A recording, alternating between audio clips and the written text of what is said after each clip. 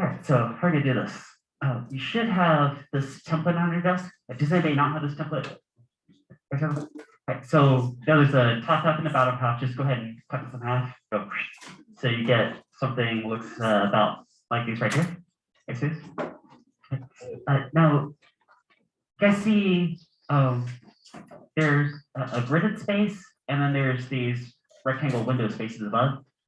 So with the part by part, with the gridded space, that's where you want to put the frames of your animation. And the reason I gave you guys some light grids is so that you could compare one frame to the next where adjacent parts are going to go.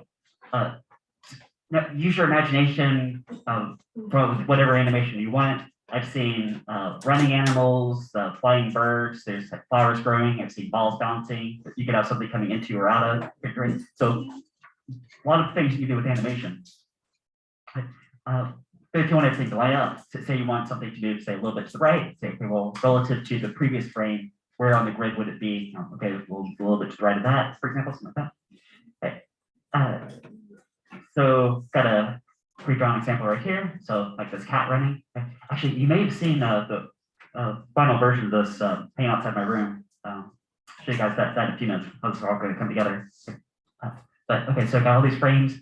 Oh, all these windows. Right? Well, you got to cut out the windows too. And I want to demo this for you guys because this is one of the most common questions I get about this. Like, how do you cut out the windows? So a couple techniques you can do. What I'm going to show you is the method where you just stab through and then just very carefully cut around. Okay. Now, these windows are really narrow. They're actually a little bit too narrow. So say go ahead and cut like well around the ink mark.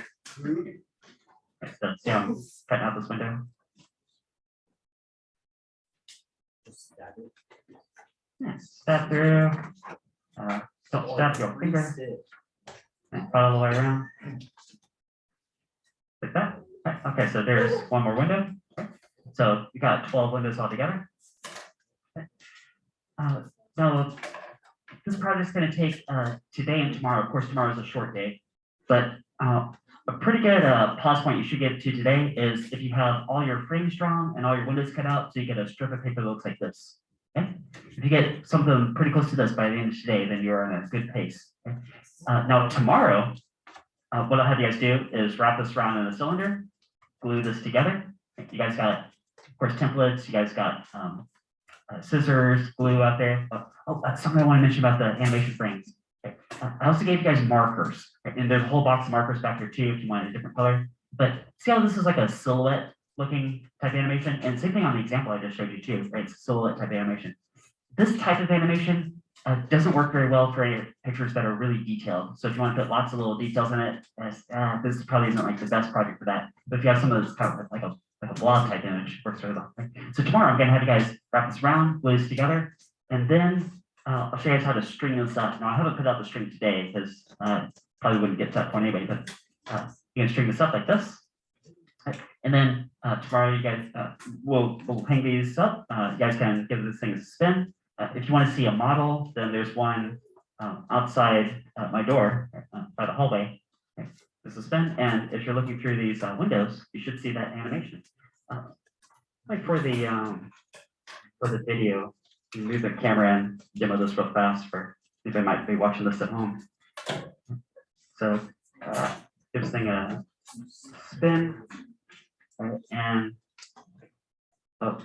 tap should maybe be running backwards that way, or send it backwards to run back forwards again. All right, something like that. Right, so you guys got rested today to work on this. One more thing is if you're happy working at your desk by yourself, then go for it. If you want to team up with some of your friends and go back to the lab area, cleared off a bunch of those lab tables back there, so you can work back there too. So it's up to you guys. If you have any questions, let me know and enjoy.